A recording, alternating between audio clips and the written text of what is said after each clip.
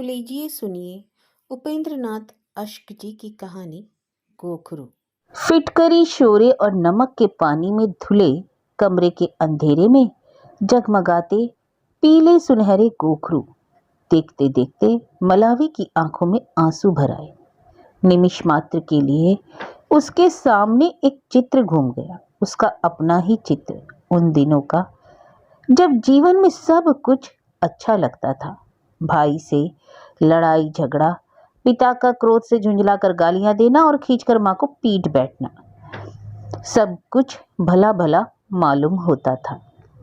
बसंत की अपेक्षाकृत लंबी दोपहरी जब अपनी स्निग्ध सुनहरी धूप से सपनों का संसार बसा देती थी और अपने बड़े खुले आंगन में त्रिंजन के गीत गाते गाते वह किसी ऐसे ही सपनों की दुनिया में खो जाती थी। एक लंबी सांस छोड़कर मलावी ने अपनी आंखों को मल डाला। यौवन के स्वर्ण प्रभात की अपनी आकृति देखते देखते वर्तमान के कंकाल का ध्यान आ जाने से उसकी आंखें भर आई। गोखरू उसने फिर डिब्बे में रख दिए, पर डिब्बे को वह बंद ना कर सकी। क्षणिक आवेश के वश में एक गोखरू उठाकर उसने अपनी कलाई में डालना चाहा, पर वह सख्त था। 16 तोले सोने के भारी गोखरू उसके हाथों की हड्डियों में जैसे अब उसके लिए दीवारें बन गई थी। चुपचाप उसने फिर उसे डिब्बे में रख दिया था और कुछ क्षण मंत्रमुग्ध सी वह उन दो सुंदर गोखरुओं को देखती रही। एक दिन वे उसकी सोने ऐसी कलाइयों पर खूब सुंदर लगे थे। तब उसके अंग भरे हुए थे, हड्डियां के स्थान पर मांसल भुजाएं थी और गालों के गढ़ों में गुलाब खिला करते थे।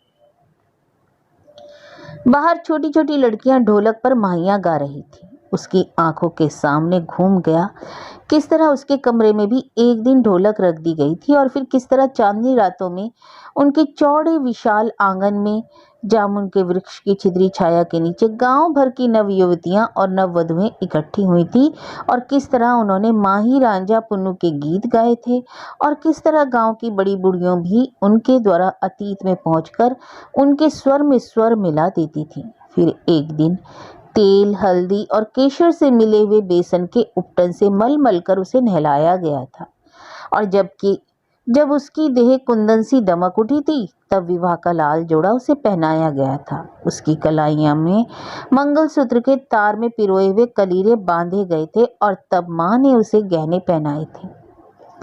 उन्हीं में से ये भारी गोखरू भी थे। मलावी ने आंखें गोखरुओं से हटा ली। कमरे की दाईं दीवार के साथ जरा और अंधेरे में ट्रंकों पर एक पुराना लकड़ी का लाल डिब्बा उपेक्षित सा पड़ा था। रंग उसका कई जगह से उतर गया था, उस पर गर्द की गहरी तय चढ़ गई थी। मलावी की दृष्टि उसी पुराने डिब्बे पर जा पड़ी। फिर उसने अपने शरीर पर निगाह डाली और उसके हृदय में एक दीर्घ निश्वास निकल गया। तभी एक असहनीय ईर्ष्या के बस होकर उसने एक गोखरू उठाया, दोनों हाथों में लेकर और तनिक खुला करके उसे पहन लिया। उसकी हड्डी ऐसी कलाई पर वह कोहनी तक चला गया। तब उसने दूसरी कलाई में डाल दिया, वह भी कोहनी तक चला गया, किंतु उसे दुख नहीं हुआ। इस अपने चीर परिचित गहने को सदैव के लिए अलग करते समय एक बार पहनकर वह कृतकृत्य हुई। तभी दरवाजा खुला और विवाह के लाल जोड़े में आवृत यौवन, उल्लास तथा प्रसन्नता की तस्वीर बनी उसकी लड़की मनसा कमरे में दाखिल हुई। मलावी ने दोनों हाथ दुपट्टे के आंचल से छिपा लिए। उसका चेहरा पीला पड़ गया, पर कमरे के अंधेरे में उसकी लड़की ने इस परिवर्तन को नहीं देखा और अपनी मीठी सुरीली आवाज में इतना ही कहा, बाबूजी बुला रहे हैं, चल मैं आई। हकलाते हुए मलावी ने कहा। लड़की चली गई। मलावी ने उसे जाते हुए देखा। उसके यौवन प्रभात का दमकता हुआ चित्र। एक दीर्घ निश्वास को निकल पड़ने से बरबस रोककर उसने गोखरू उतारे और उन्हें उनके उस नए डिब्बे में रख दिया, जिसकी मखमल का रंग गहरा लाल था और जिसकी पीतल की कुंडी भी सुनहरी दिखाई देती थी। और अंधेरे में ट्रंकों पर उपेक्षित से पड़े उस पुराने डिब्बे की ओर जानबूझकर देखे बिना मलावी नए डिब्बे को लिए कमरे से निकल आई।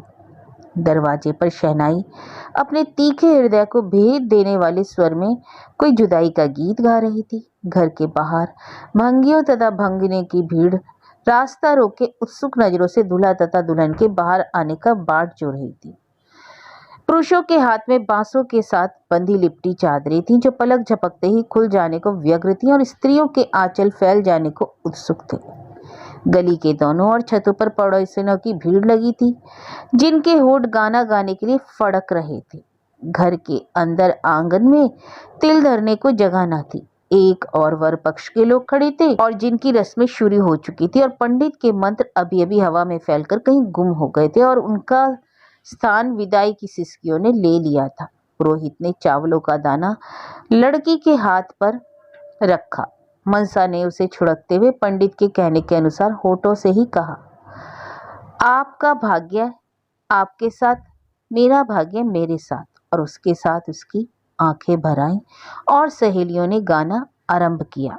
मनसा सबसे गले मिलकर जुदा हो रही थी। यह सुनते ही बाप से चिपट गई और लड़कियों ने फिर गाया और बाप ने आंखों में अनायास ही छलछला आने वाले आंसुओं को बरबस रोकते हुए उसके कंधे को थपथपाकर कहा, बस बस। उस समय अपने पिता तथा पुरोहित का इशारा पाकर दरवाजे पर खड़ी हुई मेहरी के कुंभ में कुछ चांदी के सिक्के डालकर दुल्हा बाहर निकले। उनके पीछे पीछे अपने पिता की गोद से लगी हुई मनसा थी और दोनों के मध्य एक श्वेत सावे का छोर लाल सालू से बंधा बंधा जा रहा था। उस क्षण एकदम बाजे जोर जोर से बजने लगे और शहनाई वालों ने झूम झूम कर मुंह फुला फुलाकर शहनाई में फूंक देना आरंभ किया। तब समधी ने थैली का मुंह खोलकर नए मोहरों की तरह चमकते हुए पैसों की एक दो मुट्ठियां दुल्हा दुल्हन के ऊपर से वार कर फेंकी। बांसों से लिपटी हुई चादरें खुली, आंचल खुले और पैसों की लूट आरंभ हो गई। तब पीछे चली आने वाली तथा गली के दोनों ओर छत पर एकत्र स्त्रियों ने आर्द्र कंठों से फिर से गाना गाया। मलावी चुपचाप मंद्र मुग्ध सी लाल सालू पहने तनिक सा घूंघट निकाले दूसरी स्त्रियों के साथ चली जा रही थी। उसकी आंखों में आंसू जारी थे, परंतु धीमे स्वर से वह भी अन्य स्त्रियों के स्वर में स्वर मिलाकर गा रही थी। उसकी आंखों के सामने एक ऐसा ही दृश्य घूम रहा था जब वह भी अपने पिता की गोद में चढ़कर घर से विदा हुई थी। बाजार आ गया, लड़की को तांगे में बिठा दिया गया। मेहरी साथ बैठ गई तो लड़की की सिसकियां और भी ऊंची होती गई और वह अपनी मां से गले से लिपट गई। मलावी ने अपनी विदा होती हुई लड़की को जोर से अपने बाजुओं में भींच लिया और उस समय उसे एक और स्निग्ध आलिंगन का स्मरण हुआ है, जब बहुत वर्ष पहले अपने ही विवाह पर वह अपनी मां से इसी प्रकार लिपट गई थी और जब सिसकती हुई लड़की को धीरे धीरे उसने अलग किया तो उसके बाजुओं पर से होते हुए उसके हाथ निमिष मात्र के लिए उसके गोखरुओं पर आ रुके। पर तब तांगा चलने लगा था और समधी तांगे के ऊपर से पैसों की वर्षा कर रहे थे, भंगी लूट रहे थे और बाजे भी जोर जोर से बज रहे थे। जब लड़की को विदा करके मलावी अपने घर में आई थी तो सब कुछ सुना सुना सा प्रतीत हुआ। सालू बदलने के लिए जब वह अंदर गई तो ट्रंक पर पड़े हुए उपेक्षित से गोखरुओं के डिब्बे पर उसकी नजर पड़ी और उसे लगा कि वह अपनी इकलौती लड़की ही को विदा करके नहीं आई, वरन अपने साथ अपने सबसे प्रिय आभूषण को भी विदा दे आई। दूसरे दिन जब मनसा अपनी ससुराल से वापस आई और सहेलियों से मिल मिलकर अपनी माँ के पास बैठी, मलावी ने उसे समझाया कि बेटी, तेरा स्वभाव कुछ बेपरवाही का है। रात को सोते समय गोखरू उतार लिया करना। तेरे हाथों में जरा खुले हैं, कहीं किसी दिन खिसक ही न जाए। 2 वर्ष बीत गए, तीज का त्योहार आ गया। इस बार मलावी ने अपने पति से अनुरोध करके मनसा को बुलवा भेजा। उसकी ससुराल वाले तो उसे बिल्कुल ना भेजना चाहते थे, पर वह मैके आने के लिए छटपटा रही थी और उसके कई पत्र मलावी को आ भी चुके थे। मलावी स्वयं भी माँ उसे देखना चाहती थी। इस बीच में यद्यपि वह अपनी गोखरुओं की जोड़ी को बहुत हद तक भूल गई थी, किंतु फिर भी जब किसी की कलाइयां आभूषणों से भरी हुई देखती, उसे अपनी कलाइयों का ख्याल आ जाता और अतीत के कई चित्र उसकी आंखों के सामने घूम जाते। जब उसके बाजू गहनों से भरे हुए रहते थे, उसकी कलाइयों में एक साथ बंद गोखरू, लच्छे और चूड़ियां पड़ी रहती थी। फिर उसके पति को कारोबार में घाटा पड़ा और सब गहने एक एक करके सर्राफ की दुकान पर पहुंच गए और हाथ के गहनों में उसके पास केवल गोखरू ही रह गए। फिर वह दिन भी सबकी आंखों के सामने घूम जाता। जब वे घोघरू भी उसने हंस हंस कर अपनी लड़की को पहना दिए थे। उस वक्त वह घर जाकर ताक में रखे हुए गोखरुओं के पुराने डिब्बे को एक नजर देख लेती, दीर्घ निश्वास भरकर और उसे झाड़ पहुंचकर फिर वहीं रख देती।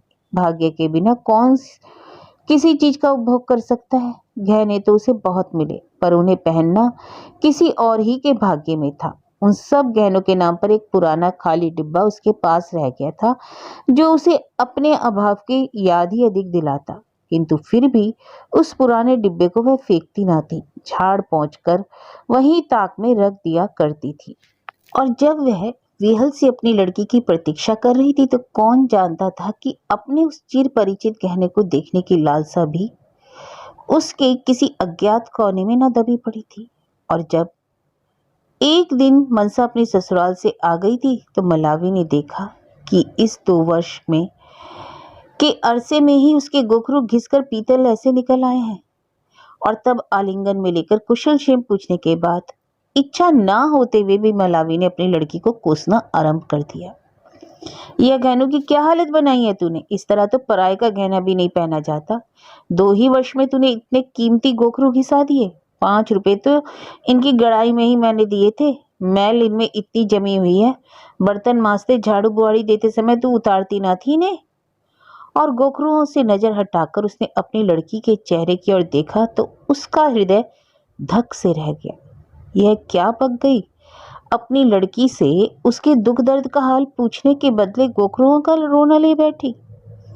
मलावी ने देखा उसकी लड़की दुर्बल हो गई है, उसकी आंखों के इर्द गिर्द गड्ढे पड़ गए हैं और उसका रंग पहले से काला पड़ गया है। सहसा आवेश के वश हो उसने फिर अपनी लड़की को अपनी भुजाओं में भींचकर उसके रूखे शुष्क गालों को चूम लिया।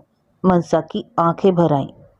वह ना जाने अपनी माँ से कौन कौन से दुख का बोझ बटाने आई थी, और माँ ने आते ही उसे कोसना आरंभ कर दिया। अब उस आलिंगन में उसके नीरव आंसू मुखरित होकर सिसकियां बन गए। तब मलावी ने उसे सांत्वना देते हुए अपने इस व्यवहार पर खेद प्रकट किया, और तभी मनसा ने बताया कि किस तरह यही गोखरू मात्र ही उसके पास बच रहे हैं और किस प्रकार उसने उन्हें अपनी कलाइयों से पल भर के लिए भी अलग नहीं किया। सास ने तो, मनसा ने बताया, शुरू ही में उस अपने छोटे लड़के की शादी के बहाने उसके सब गहने ले लिए थे, और फिर लाख मांगने पर भी उसे ना दिए। ये गोखरू भी एक उत्सव पर उसे पहनने को दिए गए थे, बस फिर उसने इन्हें अपने कलाइयों से अलग नहीं किया। सास ने बहुतेरा कहा, पर वह किसी तरह भी अपनी कलाइयों को सर्वथा सूनी कर लेने को तैयार ना हुई। इस पर उसकी जो दुर्दशा हुई, उसका हाल भी रो रो कर मनसा ने अपनी माँ को बताया। सास ने उसे ताने दिए, कोसा, यहाँ तक कि गालियां दी। ससुर भी बेहद नाराज हुए और उसके पति ने उसे मारा भी, पर उसने फिर भी गोखरू नहीं दिए। मलावी ने अपनी लड़की को अपनी छाती से लगा लिया और उसकी आंखों में आंसू भर आए। इन आंसुओं में कितना दुख था और कितना सुख था, इसे अंतर्यामी के सिवा और कौन जान सकता है। कहते हैं, यदि किसी दूसरे व्यक्ति की नीयत किसी चीज में रह जाए तो वह चीज गुण नहीं करती। इसलिए शायद गोखरुओं ने मनसा को लाभ नहीं किया, बल्कि उसकी जान ही लेने का कारण बने। मैके होकर जब मनसा ससुराल पहुंची, तो घर वालों के प्रति उसका व्यवहार और भी रूखा हो गया था, और उसने निश्चय कर लिया था कि गोखरू देना तो अलग, वह अपने शेष गहने भी लेकर रहेगी। मलावी ने भी उसे यही कुछ सुझाया था। समय कुसमय पर गहना ही हिंदू स्त्री के काम आता है, इसलिए नासमझी में अपना गहना गंवा न देना, उसने अपना उदाहरण देकर कहा था। और फिर मौसी पूरनदेई की मिसाल दी थी। अपनी मौसी पूरनदेई को ही देख लो। पति ने दिवाले की दरखास्त दे दी, पर उसने अपनी एक तिल्ली तक को भी हाथ नहीं लगाने दिया, और अब मोहल्ले की चौधराइन बनी बैठी है।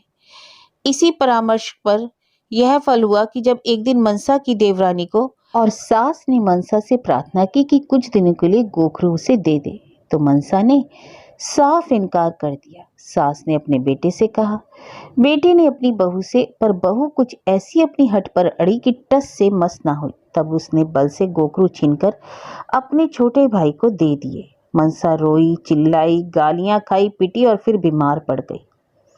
जब मलावी को मालूम हुआ उसकी लड़की मृत्यु शैया पर पड़ी है और उड़ती उड़ती यह खबर भी उसके कान में पहुंची कि सास ससुर ने उसके सब गहने छीन लिए और उसे मारा पीटा भी, तो क्रोध से उसकी आंखों से चिंगारियां निकलने लगी। अपने पति को उसने साथ लिया और राहों अपनी लड़की की ससुराल को चल दी। इसके बाद जो हुआ उसका अनुमान इसी से लगाया जा सकता है कि उसी शाम को सब गहनों समेत वह अपनी मृत प्राय लड़की को लॉरी पर लादकर घर को वापस आ रही थी। मनसा के जीने की कोई आशा हो यह बात तो नहीं, पर लॉरी के धक्कों से अपनी लड़की को किसी प्रकार संभालते हुए वह सर्वशक्तिमान से यही प्रार्थना कर रही थी कि उसका दम कम से कम घर जाने तक रुका रहे। लाश के फर्श पर बिस्तर बिछाकर किसी न किसी तरह उसने अपनी लड़की को वहां लेटा दिया था। मनसा की आंखें बंद थी, कुंदन सा शरीर राख हो गया था। लड़कियों के बाजू कंकाल के शरीर के दोनों ओर निर्जीव से पड़े थे। अंतिम घड़ियां थी, आत्मा के साथ शरीर का सारा मल भी बाहर निकल जाना चाहता था। तब उस मैले गंदे गीले कपड़े को किसी न किसी तरह उसके गिर्द लपेटते ही लुढ़क पड़ने से बचाने के हेतु उसे दोनों हाथों से थामे मलावी उसके सिरहाने बैठी अपनी लड़की को निर्विमेष देख रही थी। अपना सब उबाल, सब क्रोध, समस्त क्रंदन वह समधियाने में खर्च कर आई थी। इस समय उसकी आंखों में मात्र एक हिंस्र ज्वाला लपलपा रही थी, जैसे वह ब्रह्मांड को ही जला डालेगी। रह रहकर उसकी दृष्टि गोखरू पर भी जा पड़ती। वह उसे हटा हटा कर रखती थी, पर फिर वह वही जहां टिकती। उसके इतनी साध के गोखरू वह ना पहने, उसे और कोई पहने, वह कैसे सहन कर सकती थी। इधर उधर से गुजरती हुई मोटर लारियों की मिट्टी उड़ाकर लारी के अंदर आ जाती और वह अपना मुंह दुपट्टे से ढक लेती और उसी मैले गंदे कपड़े का सिरा अपनी प्रिय लड़की के चेहरे पर भी रख देती। संध्या का सूर्य मकानों के पीछे कहीं पश्चिम में मुंह छिपा चुका था जब मलावी ने प्राय मरी हुई लड़की को लेकर आंगन में प्रवेश किया। मिनटों में पड़ोसिनों ने उसे घेर लिया, पर उसने किसी को आंगन में न घुसने दिया। इसकी हालत ठीक नहीं, निर्दयियों ने बस मार मार कर ही मेरे साथ कर दिया, उसने भरी हुई आंखों के साथ कहा और उनसे प्रार्थना की कि वे हवा न रोकें और अपनी लड़की का इलाज करने दें। परमात्मा के घर में फिर सबको सुनाई देने वाली आवाज में उसने पति से कहा कि दौड़कर डॉक्टर को बुला लाएं, पैसे का मुंह ऐसे समय ना देखें। और उसके जाने पर पड़ोसियों को विनय पूर्वक बाहर भेजकर उसने आंगन का किवाड़ बंद कर लिया और लड़की के सिरहाने जा बैठी। पर लड़की का दम तो कदाचित अपने इस आंगन तक पहुंचने ही की बाट जो रहा था। मलावी ने नाड़ी देखी, वह बंद हो चुकी थी। वह चीख मारने ही लगी थी कि निमिष मात्र के लिए उसके मन में कोई विचार आया। उसका दिल धक धक करने लगा। चीख उसके होठों तक आकर रुक गई। इस विचार को उसने अपने मन से निकालने की कोशिश की। व्यस्त होकर दिए बत्ती का प्रबंध किया, किंतु उसके अंतर में निरंतर संघर्ष छिड़ा रहा और दिल और भी जोर जोर से धक धक करता रहा। उसने रोना चाहना शुरू कर दे, पर अब की क्रंदन उसके होठों तक भी ना आया। एक दो क्षण वह आंगन में इधर उधर घूमी। अपनी दृष्टि को मृत लड़की के शरीर से दूर रखने का भी उसने प्रयास किया, पर उसका द्वंद्व ना मिटा। आखिर वह शव के पास आई और उसकी अकड़ी हुई कलाइयों से उसने चुपके से गोखरू उतार लिए। अंतर में किसी ने कहा, लड़की का धन है। फिर उसके अंतर में कोई बोला, मृत लड़की का कैसा धन, कोई बच्चा भी तो नहीं है। और वह गोखरू लिए अंदर कमरे में चली गई। ताक में वही पुराना उपेक्षित सा डिब्बा पड़ा था। मलावी ने दुपट्टे से उसे झाड़कर गोखरुओं को उसमें रखा और फिर उसे ट्रंक में बंद कर दिया। तब ट्रंक से एक श्वेत खेस और चादर निकाल लाई। शव के गंदे कपड़े उतारकर उसने एक कोने में रख दिए और उसने नीचे खेस बिछाकर चादर को उसके शरीर पर लपेट दिया। सिरहाने दानों का ढेर पर रखे हुए आटे के दिया सिलाई दिखाई और फिर आंगन का दरवाजा खोलकर उसने एक चीख मारी। इसके बाद 11 दिन किस प्रकार गुजरे, मलावी कितना रोई पीटी, उसने कितने बाल नोचे, इसका पता उसकी सूजी आंखें, लाल छाती और रूखे खड़े बाल भली भांति देते थे। 11 दिन तक वह अपनी लड़की के ससुराल वालों को गालियां देती रही। गहनों के लिए उन्होंने उसकी लड़की की जान ले ली थी और 11 दिन तक वो कैसे गंदे मैले बदबूदार कपड़े उसने अपने घर में रख छोड़े और गली मोहल्ले को दिखा दिखाकर उसने अपनी लड़की के ससुराल वालों की नीचता सिद्ध कर दी और बिरादरी के सामने वे चंद गहने जो गोखरों के अतिरिक्त उसकी लड़की के शरीर से उतरे थे उसके क्रियाक्रम के लिए दिन दान करा दिए। एक पड़ोसी ने पूछा, गोखरू नहीं दिए? उत्तर देते समय मलावी का दिल धड़क उठा, पर उसने उन कपड़ों की ओर जो आंगन के कोने में नाली पर पड़े थे संकेत करते हुए कहा कि जिन्होंने उसकी फूलसी लड़की को ऐसे गले सड़े कपड़ों में आवृत कर रखा था, उनसे और ऐसी आशा कहाँ कि वे सब भी ना जाने कितना लड़ झगड़ कर वह लाई है। उस निर्दय धरती में पैदा होने वालों ने तो बच्ची को गहनों के लिए तरसा तरसा कर मार दिया और फिर जैसे अपने आप से कहा, अब दिए भी तो क्या। और जब क्रियाक्रम के बाद 12वें दिन वह रात को छत पर लेटी तो उसे नींद न आई। वह सर्वथा अशिक्षित गंवार स्त्री थी, सूक्ष्म भावों का विश्लेषण करना वह न जानती थी, पर उसका वह समस्त कृत्य उसके मन पर बोझ बना बैठा था। अपनी मृत लड़की के शव से उसने गोखरू उतार ली। उसने क्यों ऐसा किया? उसकी कोई दूसरी लड़की तो नहीं? उसके क्या, उसके रिश्तेदारों तक में कोई लड़की नहीं है कि उसे उनमें से किसी विवाह आदि में कोई गहना देना हो। तो क्या वह अंधों की तरह गोखरुओं के पीछे नहीं भागती फिरी? क्या वही अपनी लड़की की घातक नहीं? और वह सिहर उठी। उसने फिर झटका देकर इस विचार को मस्तिष्क से निकालने का प्रयास किया। उनकी छत के चारों ओर बड़े बड़े मकान थे, पर अंधेरे में उसका पति गहरी नींद सोया हुआ था। मलावी ने लंबी सांस ली। उसके पति के मन पर कोई बोझ नहीं, पर उसके अपने मन पर। उसने करवट बदल ली। आकाश पर यद्यपि चांद चमक रहा था, किंतु उसकी एक किरण तक भी उसकी छत पर न दिखाई देती थी और रात जैसे ऊपर के खुले मकानों की दीवारों से टकराकर साए साए कर रही थी। मलावी के सामने उसका कृत्य फिर भयावह रूप धारण करके आने लगा। क्या आरंभ से अंत तक अपनी उस लड़की के प्रति एक असहनीय ईर्ष्या उसके मन में नहीं थी? क्या वह अंधों की बातें बिना समझे समधियाने की ओर नहीं उड़ गई? क्या आरंभ से ही उसके मन में यह विचार न था कि वह गोखरुओं को वहां न रहने देगी? क्या उसके हृदय के किसी स्तर के नीचे यह इच्छा न छिपी बैठी थी कि चाहे लड़की की धरोहर के रूप में ही सही, पर गोखरू रहे उसके पास? और क्या इस इच्छा के अधीन अपनी लड़की का मरना भी उसने मुश्किल नहीं कर दिया? मलावी ने फिर करवट ली। दूर कदाचित कहीं किसी लड़की के विवाह होने जा रहा था। दूल्हा शायद लगनों के लिए आ रहा था। बाजे बज रहे थे और शायद आगे आगे आतिशबाजी छूट रही थी। एक हवाई आकाश की बुलंदियों को तय करती हुई ऐन उसके छत के ऊपर आकर फटी।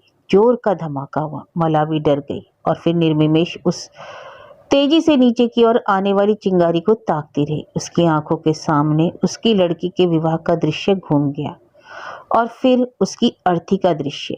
क्या इन दोनों को इतना समीप लाने में उसका हाथ ना था? वह अपनी चारपाई से उठी और वहीं छत पर इधर उधर घूमने लगी। ऊपर से कोई पंछी फड़फड़ करता हुआ उड़ गया। उसके मन में हलचल मची हुई थी और उन बदकिस्मत गोखरुओं का भार जैसे उसके मन पर प्रतिशत बढ़ता जा रहा था। अपनी उनिंदी आंखों लिए हुए जब भगवती ब्राह्मणी की ने ड्योरी के किवाड़ खोले तो मनसा की मां को उस समय अपने सामने पाकर विस्मित खड़ी रह गई। अंदर जाकर दिए के मध्यम प्रकाश में भगवती ने देखा मनसा की मां का चेहरा श्वेत हो रहा है, बाल बिखरे हुए, होठ सूखे हैं। अरे तुम्हारी बहू घर पर ही है? इस प्रश्न पर और भी चकित भगवती मलावी के मुंह की ओर देखने लगी। फिर उसने धीमे शंकित स्वर में कहा, हाँ बेचारी अभी सोई है। धनीराम सेठ की लड़की का लगन था, फेरे शायद अब हो रहे हैं, पर मैं तो ले आई उसे। भगवती के लड़के का विवाह कुछ ही दिन पहले हुआ था। अपने पुत्र की इच्छा के विरुद्ध वह अपने इस बड़े यजमान की लड़की के विवाह पर बहू को ले गई थी। यदि अभी से यजमानों से परिचय पैदा ना किया तो काम कैसे चलेगा? फिर भी लग्नों की समाप्ति से पहले ही वह उसे घर ले आई थी। अभी अभी बहू अपने कमरे में गई थी, इसलिए उसे बुलाने में भगवती को संकोच हो रहा था, पर मलावी की आकृति में, उसके स्वर में कुछ ऐसी बात थी कि वह चुपचाप ऊपर चली गई। कुछ क्षण बाद भगवती के पीछे पीछे तनिक सा घूंघट निकाले सकुचाती लजाती बहू सीढ़ियां उतरी। मलावी अभी तक वैसे ही खड़ी थी। अचानक दीवार के साथ लगी हुई पीढ़ी को बिछाकर उसने बहू से कहा, बैठो। तब भगवती को अपने व्यवहार के औचित्य पर ध्यान आया। पीढ़ी मनसा की माँ की ओर खिसकाकर उसने कहा, नहीं नहीं तुम बैठो, मैं मूड़ा लाई। और यह कहकर वह जल्दी से अंदर कोठरी से पिसी हुई महीन ईख के घिसे हुए मूड़े को उठा लाई। तब बहू को का हाथ थामकर मनसा की माँ ने उसे मूड़ी पर बैठाया और अपने दुपट्टे से गोखरू खोलकर लाल चूड़े के आगे उसकी कलाइयों में पहना दिए। भगवती की आंखें चमक उठी और बहू चकित सी उन चमकते हुए गोखरुओं को देखती रह गई। तब भरे हुए गले से मलावी ने कहा, भाभी ये मेरी मनसा के गोखरू हैं, मैं अपनी खुशी से इन्हें बहू को देती हूँ। तुम मेरी लड़की के लिए प्रार्थना करना कि ईश्वर उसकी आत्मा को शांति दे। और फिर कुछ रुककर उसने कहा, और मेरी एक विनय और है बहू, जब भी हमारे घर आए इन गोखरुओं को अवश्य पहन कर आए। इसके बाद भगवती ने जिन आशीषों का सिलसिला आरंभ किया उन्हें मनसा की माँ ने सुना तक नहीं। दीर्घ निश्वास को निकल पड़ने से बरबस रोककर और गोखरुओं की ओर देखे बिना वह दरवाजा खोलकर निकल गई। रात अब भी साय साय कर रही थी और दूर कहीं आकाश की ऊंचाइयों में देर तक उड़ा हुआ फानूस धीरे धीरे नीचे की ओर आ रहा था।